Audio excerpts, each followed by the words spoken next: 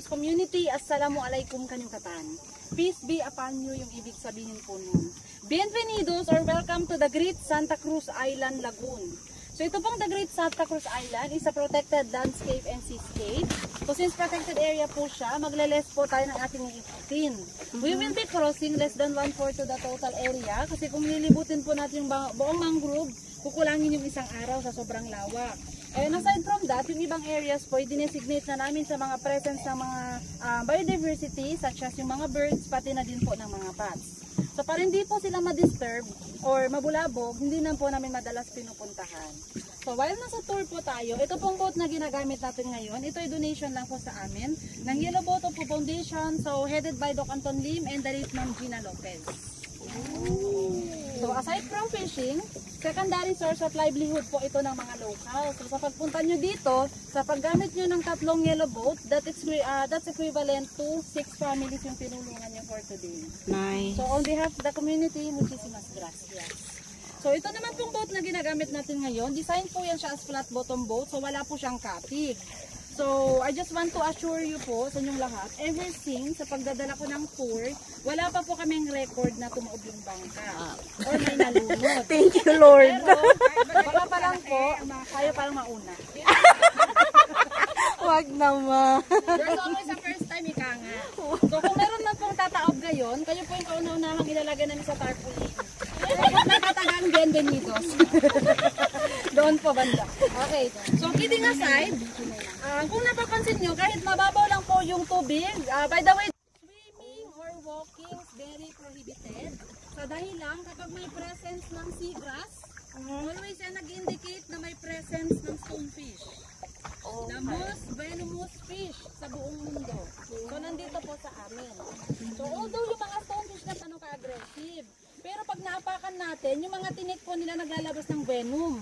Kung mahina yung tolerance ng ating or pain tolerance ng ating katawan, pwede po nating ikapahamak or mas worse, pwede po nating ikamatay. Kaya hindi po namin inaalaw yung paligo or yung paglalakad dito sa loob ng mangrove.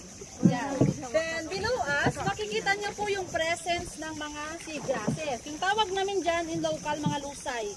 May dalawang klase ng lusay or seagrasses sa Santa Cruz Island. Yung may mahabang strand, eel seagrass or giant seagrass yung tawag sa kanila. Turtle seagrass and dugong seagrass naman po yung maliit lang. Yung contribution ng mga seagrass sa ating ecosystem, sila yung nag-filter ng dumi sa dagat. Kaya ganyan kalinaw ang ating dagat, then ganyan po kadumi si seagrass. Please avoid touching those seagrass kasi kung sensitive po yung mga skin or baka hindi nyo pa na-discover na kayo po ay may pagkakutis artista. Wow! So, makakaramdam po kayo ng slight na pangangate. Pero kung kayo naman po ay katulad ng mga kutis lokal, hindi nyo na po ay mararamdaman kasi makapal-kapal na din po yung aming mga kalyo or at aming mga balat. Yan. In every square meters ng seagrass, nakakapag-produce po yun sila ng 10 liters of oxygen. So, sila po ay aming binansagang the lungs of the sea. So, dito tayo sa gilid dadak, kukuha tayo ng... Familiar po ba kayo sa lato? Lato. Lato-lato lang. So, yung lato-lato na sa bahay po yung ginagawang laruan. Lato, sea grapes, or arusep. Ah! So, below us, makikita nyo po yung mga maliit na butlig-butlig na yan na parang mga grapes. So, yan po yung mga sea grapes or yung mga yan. Dakang, igilid mo lang. Pein na. Ay, ari. Ito po siya, ma'am. Kita nyo po yung parang mga greenish yan. Yeah. So, yan na siya. Girl, labot mo yun, oh. Huh? Yung yan, oh. Ma'am, charan. Ito, ma'am, oh. Ayun. Hello.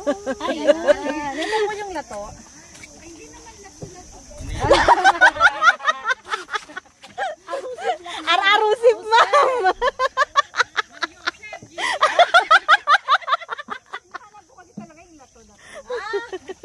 Hindi ko nadala, naiwan ko sa bahay. Okay. So, bibigyan po kayo ng ating mga paddlers na mga arusep na yan. Kasi yan po ay aming simpleng pasasalamat sa pagpunta nyo dito sa amin. Wow. So, this is, itong mga lato na po na to, wag natin malato-latulan dahil dito po ay punong-puno po ito ng mga vitamins and minerals. So, ito po ay nagko-contain ng iodine. So, nakakatulong pang-prevent ng mga thyroid, ng mga goiters. Yes. Chararan. Tanggalin ko lang itong mga gumot. There you go. Thank you. Kain man ka tuday din dun dayan para kadilan ta sila. Ito dak mo. Ay, there. Yan. Para di kita mag-awot kay Kasma.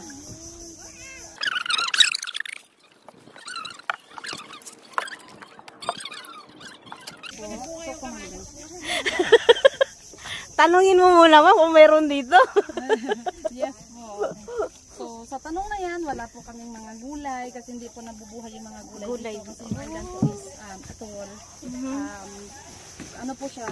Coral reef po yung buong island. So, kumari ka ko dayan, di na to. Kami po ma'am. So, yung mga foods po namin, binibili po namin galing mainland.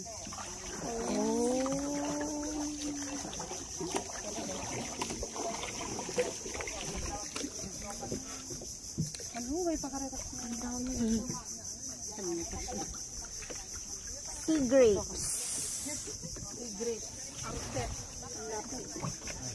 So actually yung mga lato na po na yan ma'am, since fresh pa naman po sila, lato pa po yung tawag. Mamaya pag natama na ng sunlight, hindi na po yan lato, lata na yan. True naman. So habang lato pa, habang lato pa, enjoy na natin. Pwede bang hugasan? Ay, hindi ko po. Girl, mababangking tayo dito, girl. Wait lang, maghugas lang ako ng kakain. Ito pa Day. Ikaw pa man din ang hindi marunong maglangoy sa ating dalawa. Remember ma'am, wala pang record. So, since kayo po yung magba-break ng record, kayo po yung lalagay sa tarpaulin.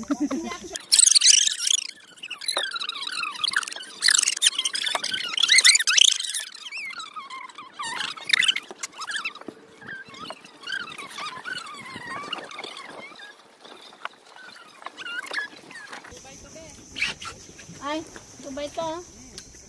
May alat-alat.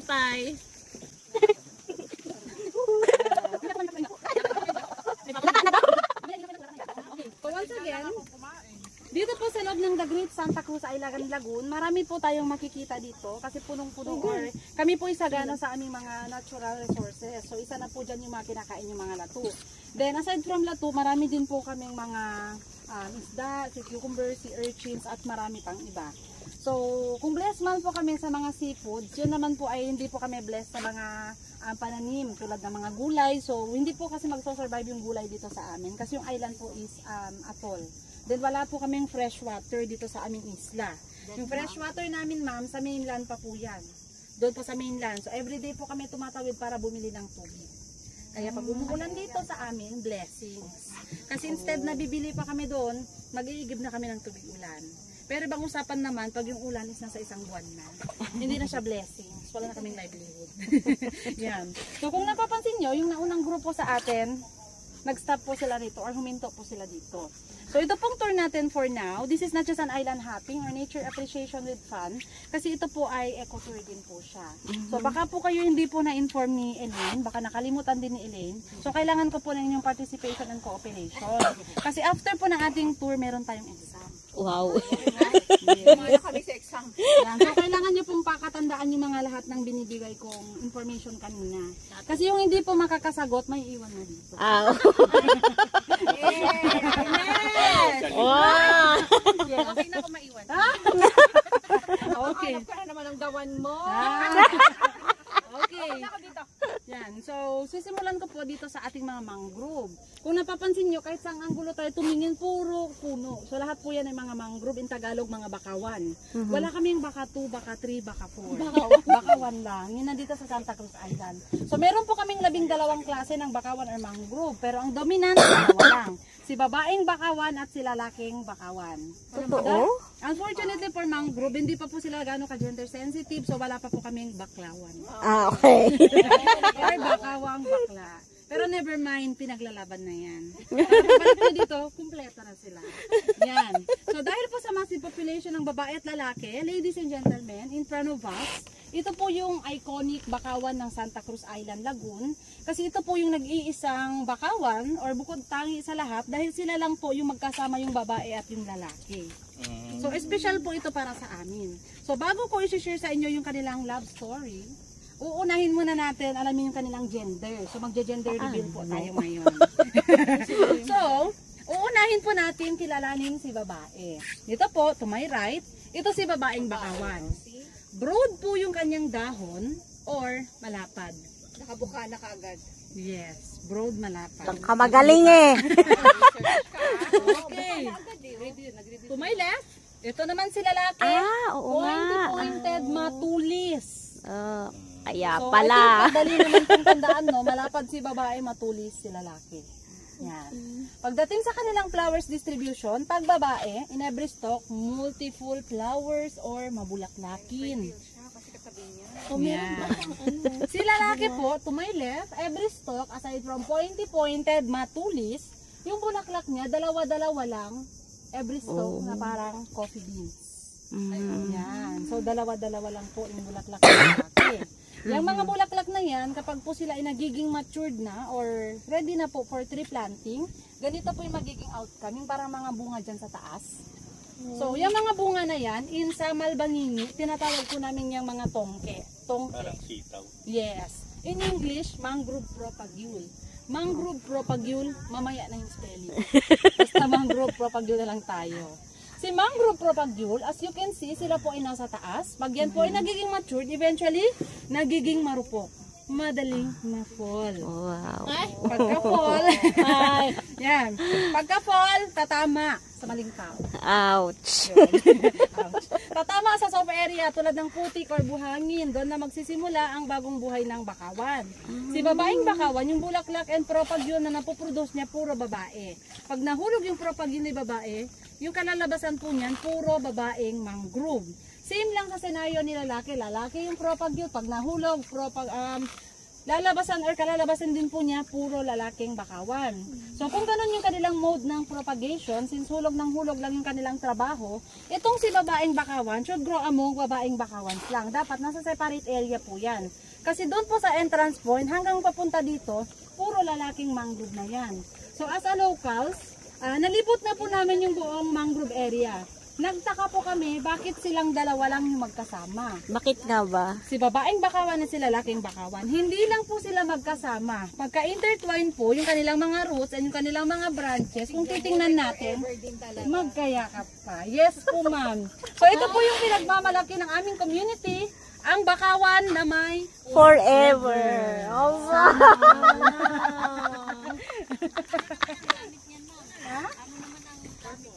Okay, thank you for your wonderful question.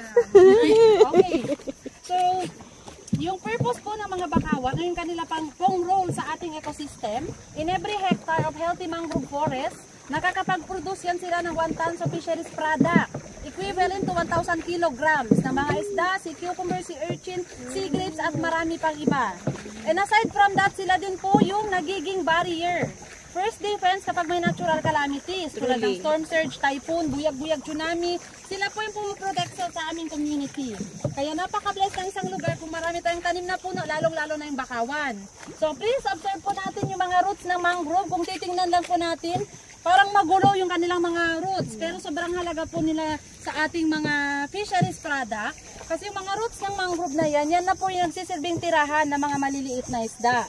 Ika nga, yung kanila pong nursery school. So kung lalaki na po yung mga isda, that's the time aalis na sila sa mangrove. Pupunta na sa deep area. So yun na po yung kanilang magiging graduation rights. Wow. Huhulihin at ibebenta na.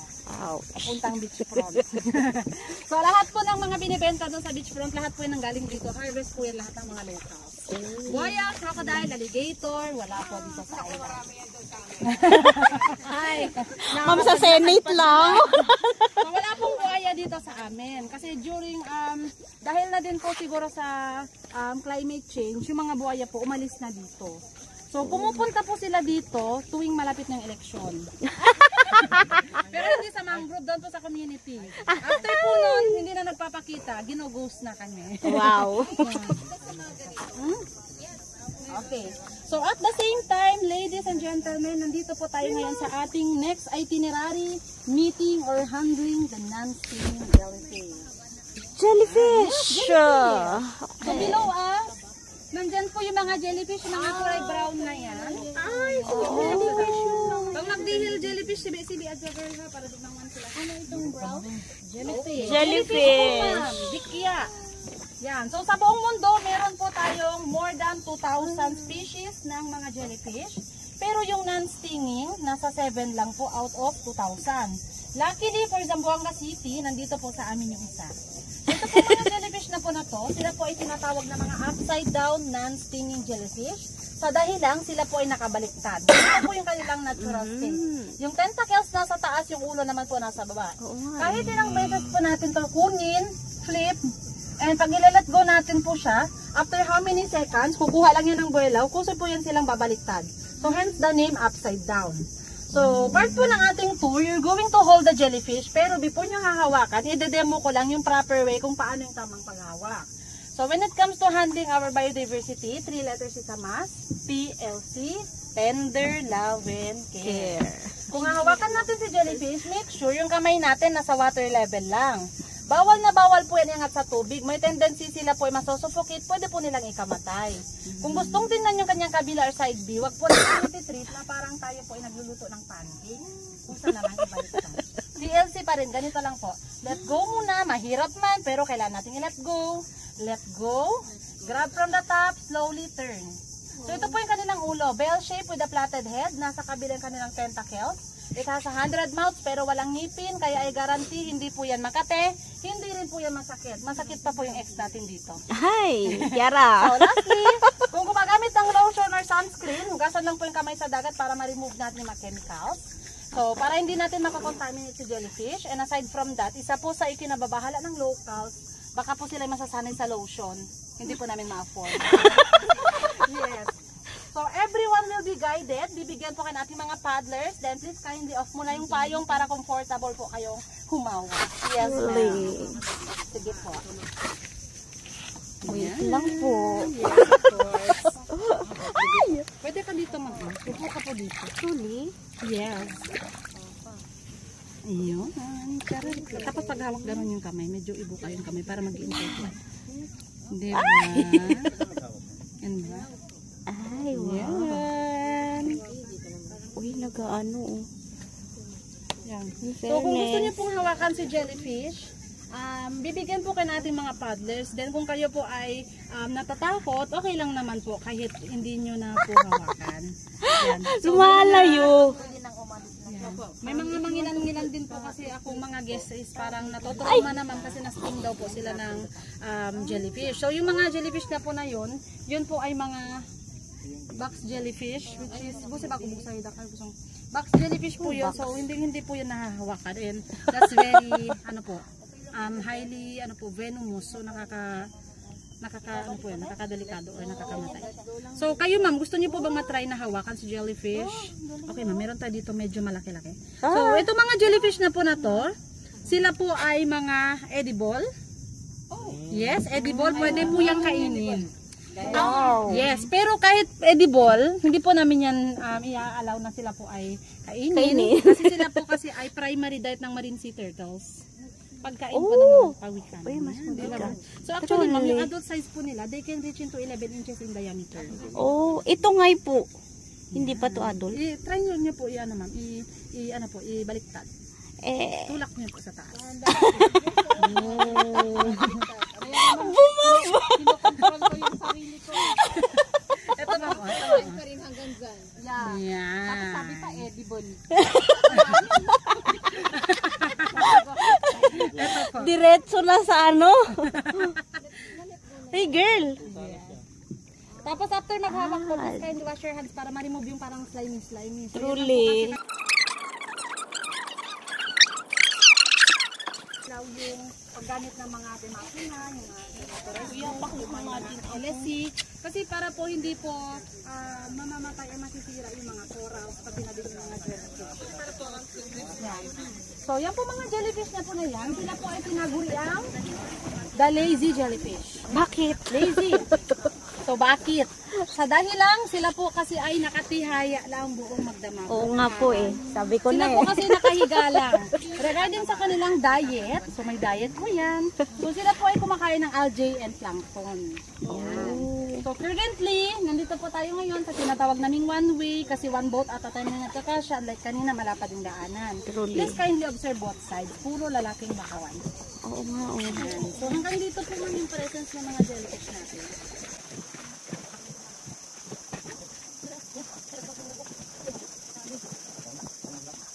So once again, yung community naman po kung saan po kayo nagdak kanina. So yung community po namin dyan is kami po ay under sa jurisdiction ng Santa Barbara, Zamboanga City. So street or purok lang po ito ng Santa Barbara. So dyan po nagse-settle down. Yung isa po sa 7S na linguistic group ng Zamboanga. So kami po ay mga Samal Bangingi. So yung Samal Bangingi is an intermarriage between Tausug and Bajau. So hindi po kami mga Bajau. I just want to emphasize. Kami po ay mga Budjau. Okay po. Okay. Mga ano, di ba may mga nakikita kami sa city. Yes. Nag-wideway. Actually, yung mga deportees po yan from Sabah, Malaysia. Ah. Yes, mga deportees po yung galing sa Malaysia. Although may mga designated area naman po kung saan po sila nilalagay, pero may mga mangilan-ngilan na gusto talagang umalis. Yan. Malaysia. So gusto po nilang mag-explore dito. Gusto nilang makita yung mga, yung kaya mayroon mga bago-bago po yung mga deportees. So at the same time, yung community po kasi namin dyan, ma'am, kami po ay nasa 400 lang when it comes to population. Lahat po kami dyan magkakilala, mga magkamag-anak. Isang pamilya lang po yung mga locals. So since kami po yung mga magkapamilya lang, then yung school po namin dyan is only primary or elementary school. Pag magka-high school or magka-college na po yan, that's the time, proceed na po yan sila sa mainland. So ganun po yung kanilang source ng pag-aaral. Kasi yung hindi po talaga napapatayuan dito ng secondary school ever since. So primary school lang talaga. So currently, we are now approaching dito sa tinatawag ng mini sandbar. So ito pong mini sandbar, ito po yung designated area kung saan po natin gagawin yung ating Binta experience. Iconic Binta of Zamboanga.